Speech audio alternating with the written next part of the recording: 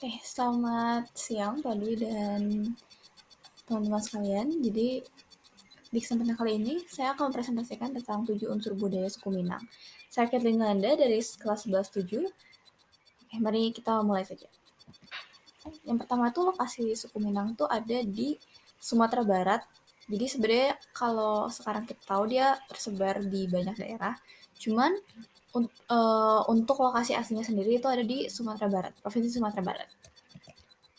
Lalu untuk teknologinya, dia ada rumah adatnya disebut rumah gadang atau disebut juga rumah gonjong. Itu karena bentuk atapnya tuh ada kayak runcing menjulang. Nah, rumah gonjong itu ada dua tipe, ada yang kotopiliang sama ada yang bodi caniago. Kalau yang kotopiliang itu dia bedanya tuh cuman dari lantainya. Jadi kalau secara eksterior tuh nggak ada bedanya, tapi kalau interior itu cuman dari lantainya yang dimana ada bagian yang naik sedikit. Ya. Lalu untuk makanan itu ada nasi padang.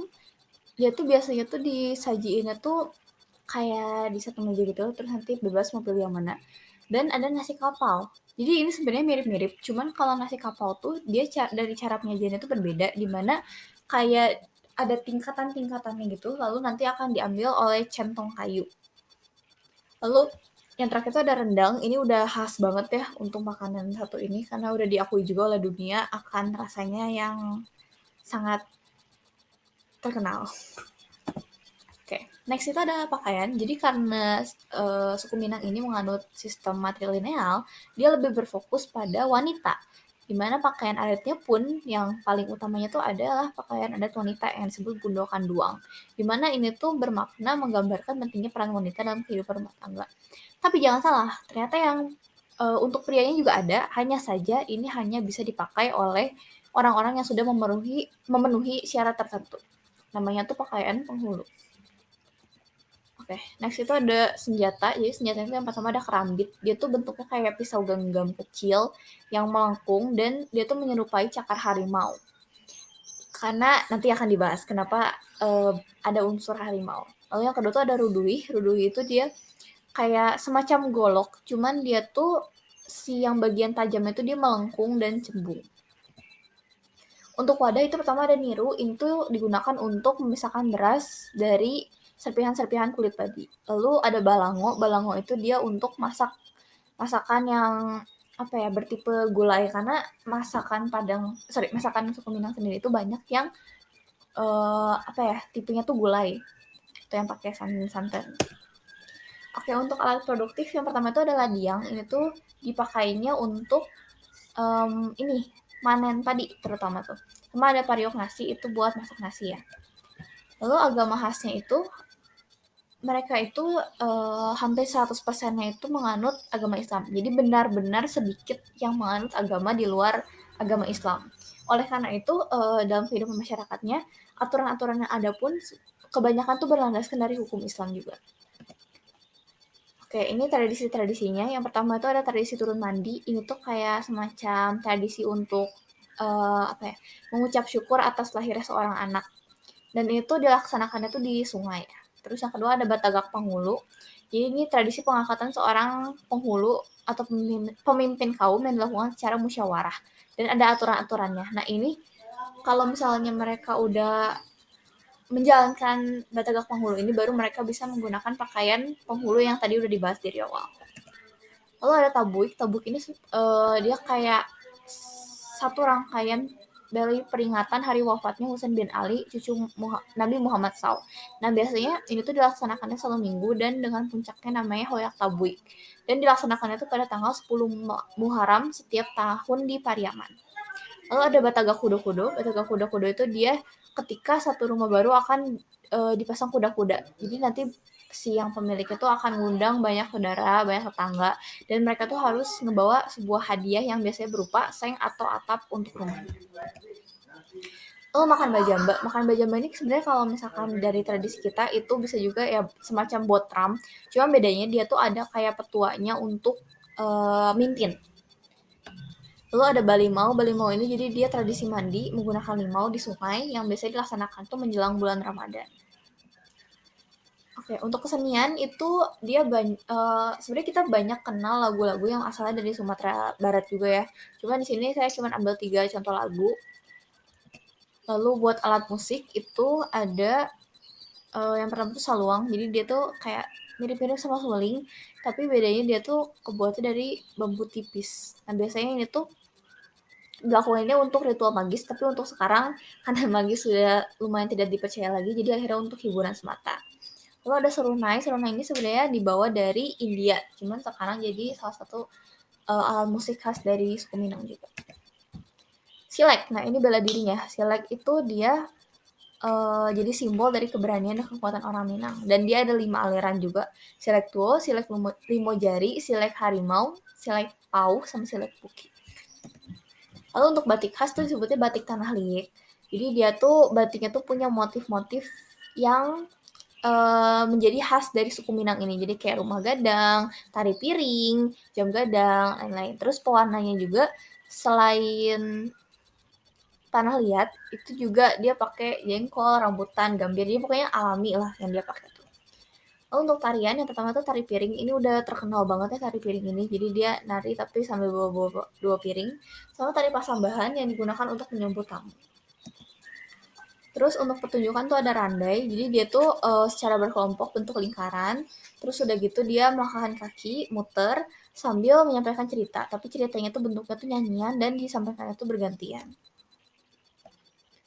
Lalu untuk aksara itu sebenarnya ini belum belum pasti, belum resmi, hanya saja di Kitab Tambo Alam yang berisi undang-undang adatnya tuh dia ditulis dengan aksara yang disebut aksara Minangkabau.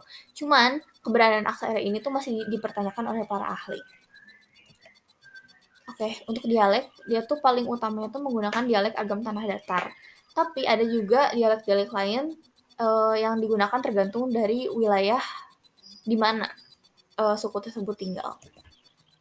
Terus ada sastra, sastranya tuh ada yang pertama tuh Kaba, jadi dia tuh kayak cerita panjang yang mengenai mitologi, sejarah, dan cerita rakyat Minangkabau. Tapi dia tuh disampaikannya secara lisan dan juga oleh seorang yang disebut tukang Kaba dan diiringi rebab. Terus yang kedua tuh pantun, pantun ini udah terkenal juga. Dia mengungkapkan sesuatu lah tapi dengan cara yang lebih artistik. Lalu mata pencaharian mayoritas tuh berfokus kalau di daerah aslinya berprofesi sebagai petani atau nelayan buat yang tinggal di pesisir. Tapi kalau dalam perantauannya kita lebih sering mengenal mereka dengan profesinya sebagai pedagang. Terus kalender khas ini dia ada 5 bagian waktu, 2 kali buruk, 1 kali terlarang, 1 kali lebih baik, dan 1 kali berbahaya. Nah setiap waktunya tuh diwakili oleh giop atau kayak semacam simbol gitu.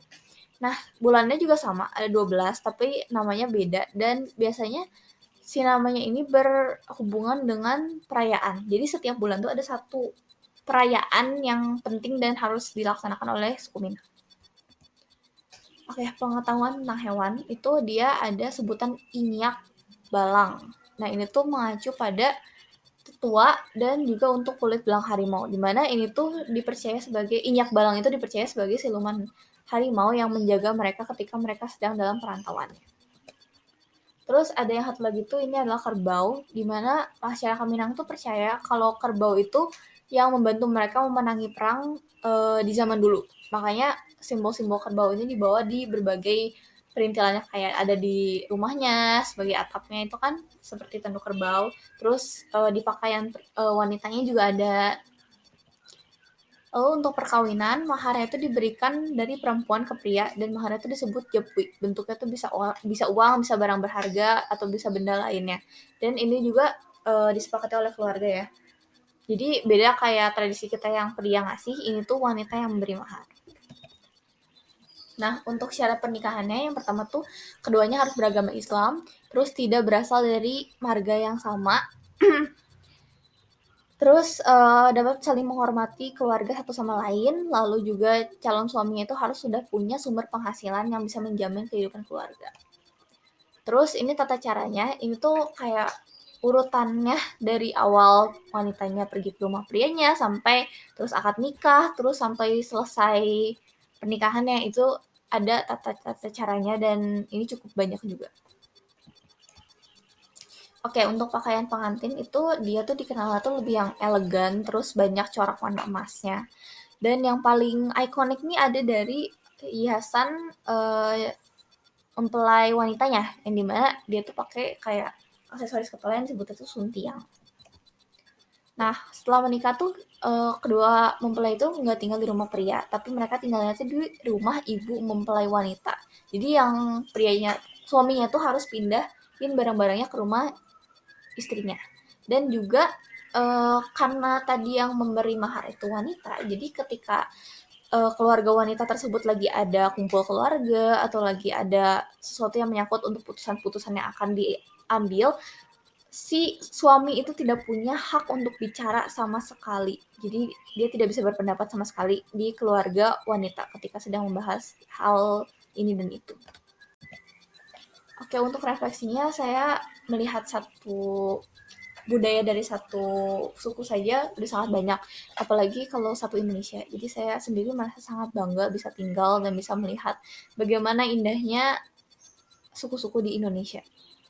Jadi saya ngerasa kayak kita benar-benar perlu melestarikan hal ini. Jangan sampai ini hilang hanya karena kita sendiri, kesalahan kita sendiri. Oke, sekian dari saya. Terima kasih.